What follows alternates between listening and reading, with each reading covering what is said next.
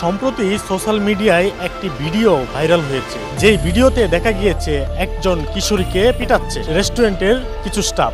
দর্শক, আপনারা দেখতে পাচ্ছেন আমার পিছনে যে আপন কফি হাউস, এই রেস্টুরেন্টটিতে কিন্তু গত 11 তারিখ বিকালবেলায় এই ঘটনাটি ঘটেছে। সেই ঘটনাটি আসলে কি ঘটেছিল, এর নৈপথ্যে কি ছিল, সেই সকল সত্য ঘটনা তুলে ধরার জন্য আজকে আমরা এসেছি এই আপন কফি হাউসের সামনে।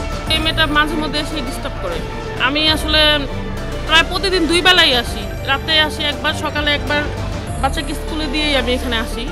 কিন্তু আমি কয়েকবারই দেখছি যে এই মেয়েটা দরজাটা এত জোরে একটা বাড়ি দেয়, বাড়ি দিয়ে ঢুকে প্রবেশ করার পরে ও প্রত্যেককে ডিস্টার্ব করে, খাবারে থুতু দেয়, তারপরে সবার কাছ থেকে টাকা চায়। স্টাফরা আসলে সুন্দর করে ওকে হাত ধরেই বের করে দেয়। বের করে দিলেও 2-3 মিনিট পরে দেখি আবারও প্রবেশ করে। অসুস্থ মেয়ে কি বারবার এরকম করবে? ওকে কিন্তু প্রায় সময় আমি দেখি যে স্টাফরা সুন্দর করে, স্টাফরা আসলে কত করবে।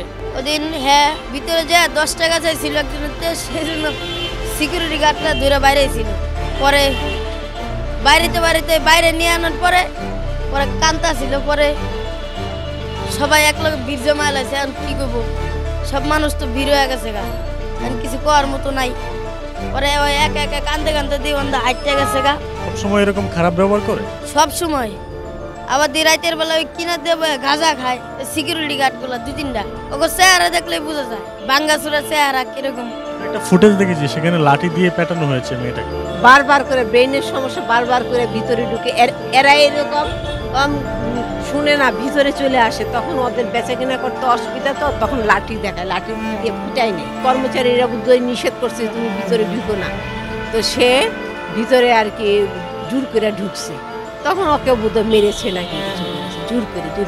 মানে স্বাভাবিক জিগাইতে পারে যে ভাই আগে কফি আমরা 60 টাকা খাইছি, এখন এত বেশি কেন 120 টাকা। উনি জিগানোর সাথে সাথে ওনার মুখের ব্যবহার খারাপ করছে। পরে মায়াটা বলছে যে ঠিক আছে, আপনারা যদি এত বেশি রাখতে পারেন, কিন্তু আমি তো জানি না, আমি এনে অনেক দিন ধরে থাকি না, আসিও না।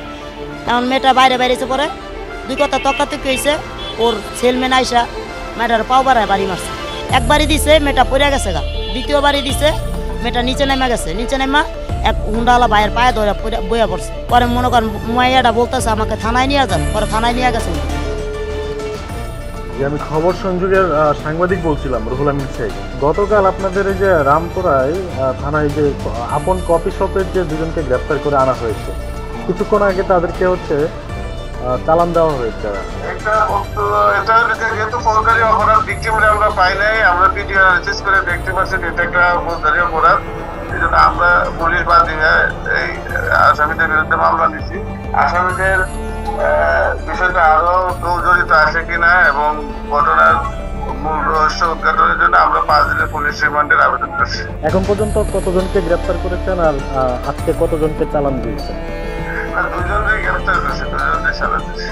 এই ঘটনায় যে তরুণী অর্থাৎ কিশোরী, তাকে কি পাওয়া গিয়েছে? বা না, তাকে এখন পর্যন্ত টেস্ট পাই নাই, চেষ্টা করতেছি তাকে পাওয়ার। আপনার 11 তারিখ শুক্রবার বিকেলবেলা এটা এই মেয়েটা ভিতরে ঢুকে একটা বিশৃঙ্খলা করছে। এটা বাইরে থেকে যে ভিডিওটা ভাইরাল হয়েছে, এটা ভিতরে যে ঘটনাটা ছিল ওইটা অনেক সংবাদ মাধ্যম প্লাস যোগাযোগ মাধ্যম এটা প্রচার হয় নাই। কিন্তু যখন ভিতরের ভিডিওটা যারা দেখছে তারা এটা মেয়েকে দোষী বানাইছে। কিন্তু ঘটনা তো বাইরে যেহেতু হয়েছে, বাইরের ভিডিওটা যেহেতু ভাইরাল হয়েছে, ওইটা নিয়ে সবাই যোগাযোগ মাধ্যমে রিয়াকশন করতেছে।